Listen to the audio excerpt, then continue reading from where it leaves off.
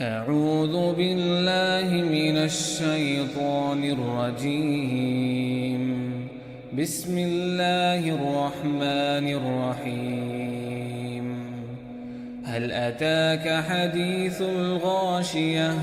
وجوه يومئذ خاشعة عاملة ناصبة تصلى نارا حامية تسقى من عين آنية ليس لهم طعام إلا من ضريع لا يسمن ولا يغني من جوع وجوه يومئذ ناعمة لسعيها راضية في جنة عالية لا تسمع فيها لاغية فيها عين جارية فيها سرر مرفوعة وأكواب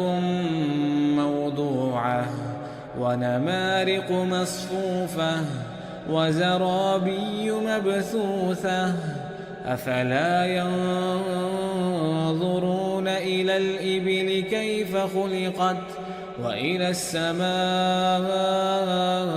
كيف رفعت وإلى الجبال كيف نصبت وإلى الأرض كيف سطحت فذكر إنما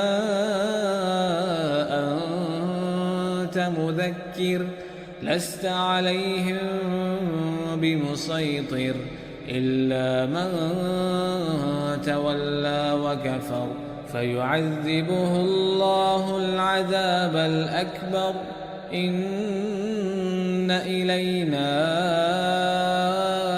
إيابهم ثم إن علينا حسابهم.